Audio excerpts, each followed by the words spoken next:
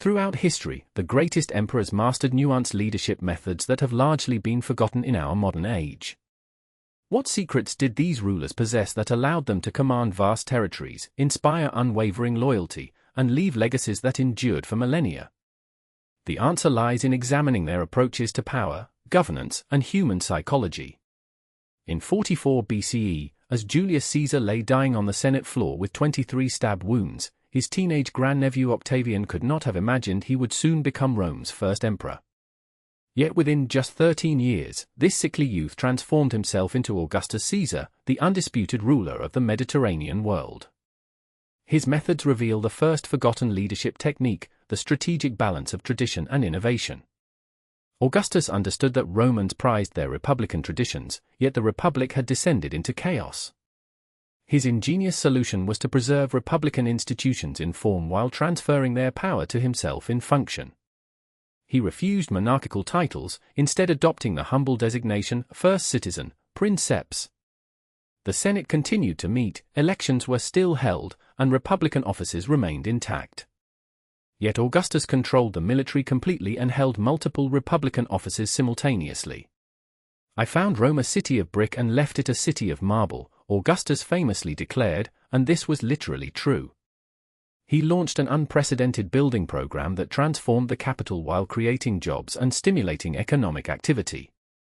His establishment of a permanent fire brigade, police force, and regular grain distribution showed Romans that imperial rule brought tangible benefits to their daily lives. Modern CEOs and political leaders rarely match Augustus's ability to transform organizations while maintaining the comforting appearance of tradition. His 41-year reign brought Rome its longest period of domestic peace and prosperity precisely because he never appeared to be doing anything revolutionary. This lost leadership method, revolutionary change disguised as traditional continuity, remains remarkably effective yet underutilized. Half a world away and nearly 7 centuries later, Tang Emperor Taizong, Li Shimin, demonstrated another forgotten leadership approach, institutionalized criticism. After unifying China in 629 CE, Taizong took an unprecedented step. He established the imperial censorate, an independent body of officials whose sole purpose was to criticize the emperor's decisions and conduct. When courtier Wei Yisheng bluntly told Taizong that his taxation policies were causing suffering, the emperor responded not with execution but with gratitude. "Wei Yisheng can always tell me what I do not want to hear. This is like good medicine for my illness, bitter to the taste but beneficial to my health." Taizong required his officials to submit memorials documenting governmental shortcomings and policy failures. These were not merely permitted but institutionalized within the governmental structure. When an advisor named Wang Gui pointed out a serious mistake in Taizong's military planning, the emperor publicly rewarded him instead of punishing him for the embarrassment. This approach stands in stark contrast to modern leadership cultures where criticism is often suppressed or punished. Taizong's reign, 626 to 649 CE, is considered one of China's golden ages precisely because he systematically gathered negative feedback and used it to refine his governance. The results were remarkable: a 40% tax reduction, agricultural productivity that fed a population of nearly 50 million, and cultural achievements that influenced East Asia for centuries. In the 16th century, Suleiman the Magnificent of the Ottoman Empire demonstrated yet another forgotten leadership method, the strategic elevation of talent regardless of background. When Suleiman ascended the throne in 1520, European monarchies remained trapped in systems where birth determined opportunity. Suleiman instead perfected the devshirme system, recruiting talented boys from Christian families throughout his empire, converting them to Islam, and providing them with the world's best education. Ibrahim, born to a Greek Christian fisherman, rose to become Suleiman's Grand Vizier and commanded imperial armies. Sinan, also of Christian origin, became the empire's chief architect and designed over 300 major structures, including the magnificent Suleimani Mosque. The Janissary Corps, elite troops selected through the same system, became the most disciplined fighting force in the world. This meritocratic approach gave the Ottoman Empire an extraordinary competitive advantage. While European powers wasted talent by restricting leadership positions to the aristocracy, Suleiman could select the most capable individuals from a population of about 20 million people. During his 46-year reign, 1520 to 1566, the Ottoman Empire reached its zenith of power, controlling territories from Hungary to Yemen and from Algeria to the Persian Gulf. Modern organizations frequently proclaim commitment to meritocracy while perpetuating privilege through unpaid internships, legacy admissions, and informal networks. Suleiman's systematic identification and elevation of talent regardless of origin remains a leadership method we have yet to fully recover. Brian Lewis, a professor of historical leadership at Columbia University, notes that these emperors understood something modern leaders often miss: sustainable power comes not from brute force but from institutional design. Augustus, Tizone, and Suleiman created systems that aligned individual ambitions with imperial objectives. Their innovations were not primarily military but organizational. Perhaps no ruler better exemplified this principle than Akbar the Great of the Mughal Empire. When Akbar became emperor in 1556 at age 13, he inherited a fractious realm divided by religious tension between Hindus and Muslims. Rather than attempting to impose unity through force, Akbar instituted the remarkable innovation of Sulaykul, or universal peace, a policy that eliminated the jizya tax on non-Muslims and integrated Hindus into the highest levels of imperial service. By 1580, Akbar had developed this approach into Din-i-Ilahi, a syncretic spiritual discussion circle that incorporated elements from Islam, Hinduism, Zoroastrianism, and Jainism. This was not merely tolerance but active engagement with diverse perspectives. Akbar regularly hosted debates between scholars of different faiths in his Ibadat Khana, house of worship, and adjusted policies based on these exchanges. The results were extraordinary. Between 1560 and 1605, the Mughal Empire tripled in size, becoming the world's largest economy with nearly 25% of global GDP. Trade flourished as religious communities cooperated rather than competed.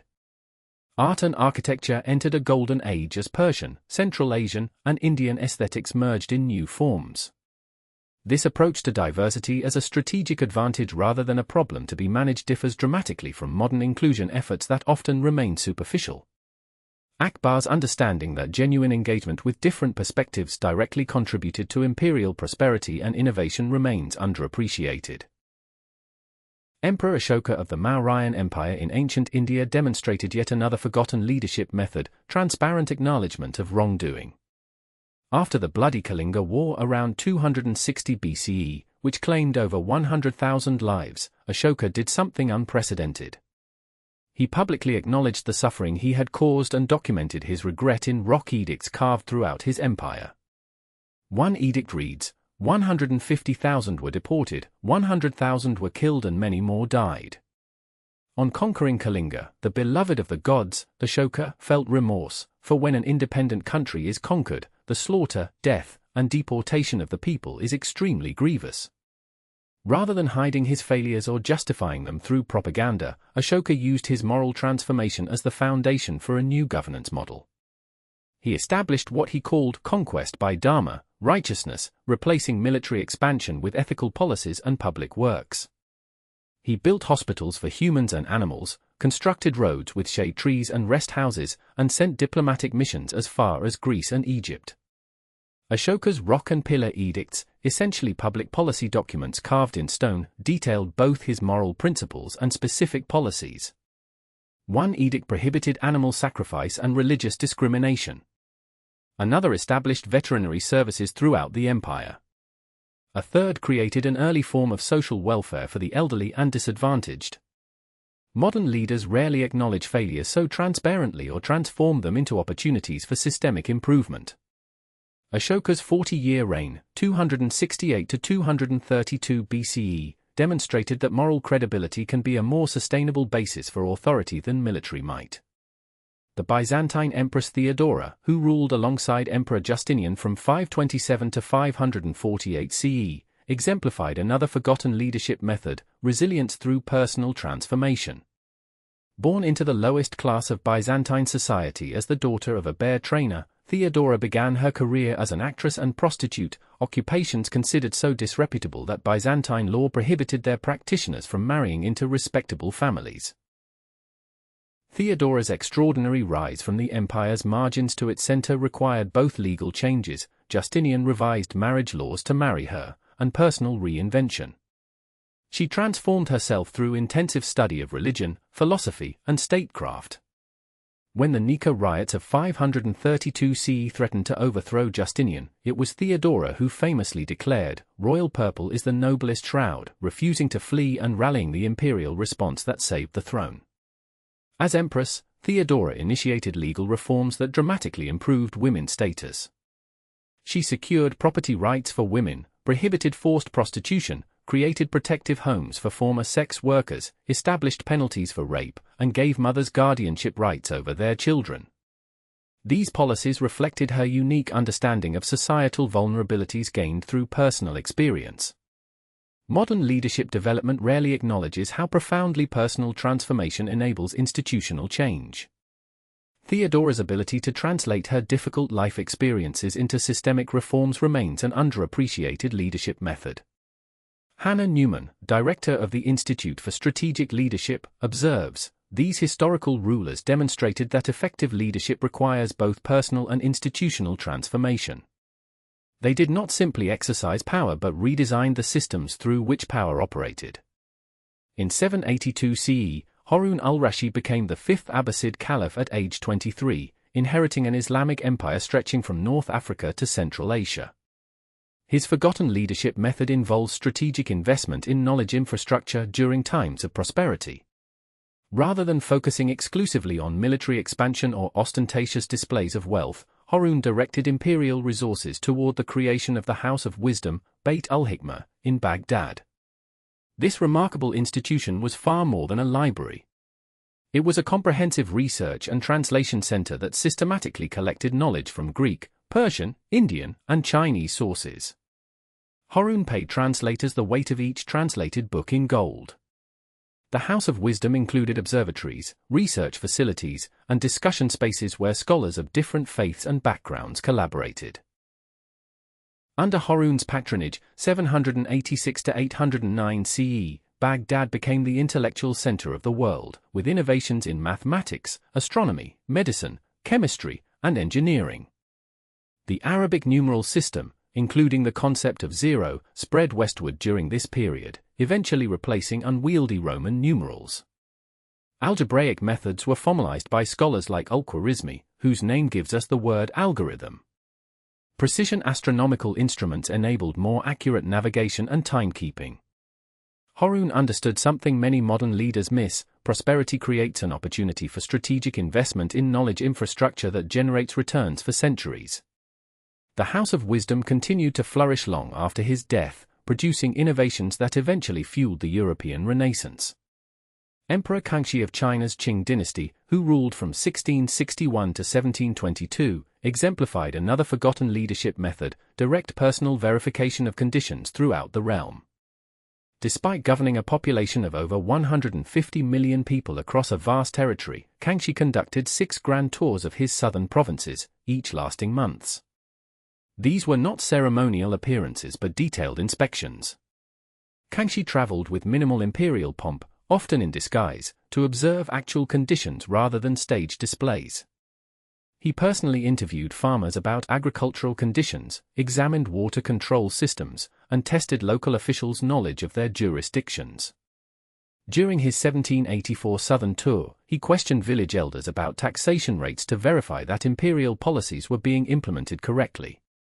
This approach gave Kangxi unfiltered information about his empire while allowing him to correct problems immediately.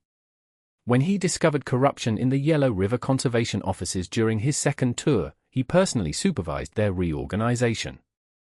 When he found local officials ignorant of agricultural conditions, he replaced them with more knowledgeable candidates. Modern leaders rarely expose themselves to direct, unmediated information about their organization's operations. Kangxi's willingness to verify conditions personally contributed to his extraordinary 61-year reign, one of the longest and most prosperous in Chinese history. Queen Hatshepsut of ancient Egypt, who ruled from approximately 1479 to 1458 BCE, demonstrated yet another forgotten leadership method: the strategic use of architectural projects to legitimize unprecedented authority. As a woman claiming the traditionally male role of pharaoh, Hatshepsut faced extraordinary legitimacy challenges. Her response was ingenious. She initiated the most ambitious building program Egypt had seen in centuries. Her mortuary temple at Deir el-Bahari remains one of Egypt's most impressive structures, with innovative terrace design and elegant colonnades that influenced architecture for generations.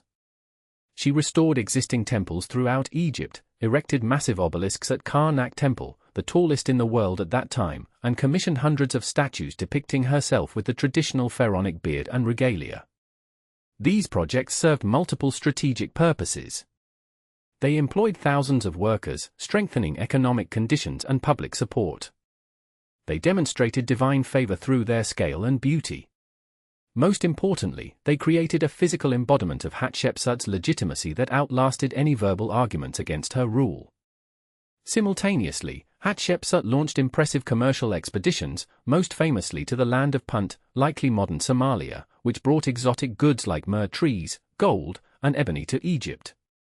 She documented these achievements prominently in her temple, showing herself as not just legitimate but exceptional. Modern leaders rarely match Hatshepsut's sophisticated understanding of how physical environments and economic achievements can establish authority more effectively than declarations or titles. Emperor Trajan of Rome, who ruled from 98 to 117 CE, exemplified another forgotten leadership method, strategic generosity as a governance tool.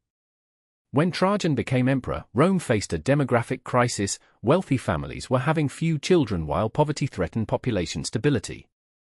Trajan responded with the Alimenta, an innovative welfare program that provided state support to poor children throughout Italy. The system was ingeniously structured as a mortgage program.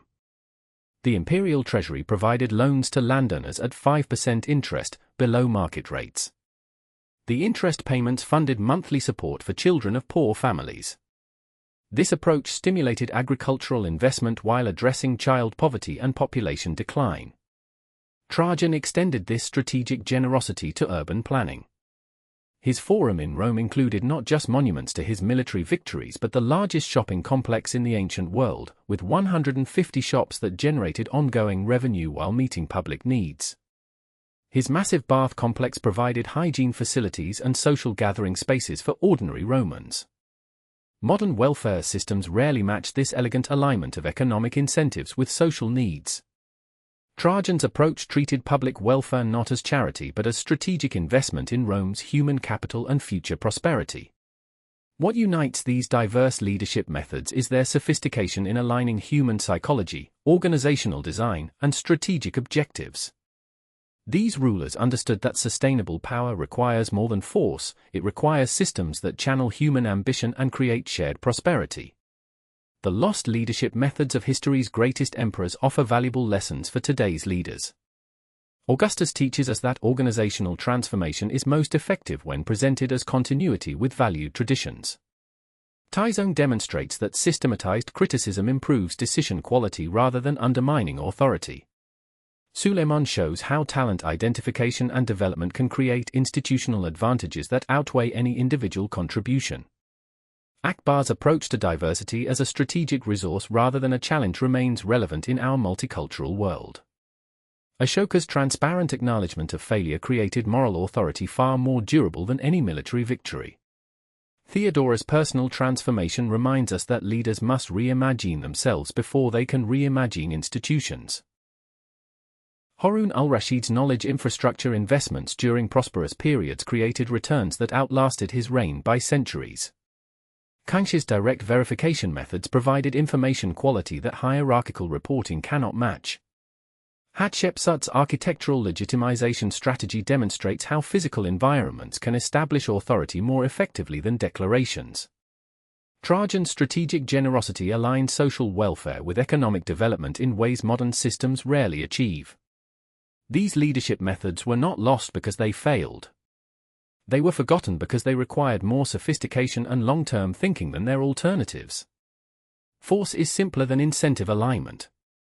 Suppressing criticism is easier than institutionalizing it. Nepotism requires less effort than talent identification. Yet the emperors who built history's most enduring legacies chose the more demanding approaches. Perhaps the greatest lost leadership method is this fundamental insight: true leadership is not about accumulating power but about designing systems where power serves purpose. In recovering these forgotten methods, we might rediscover not just how to lead effectively, but why leadership matters at all.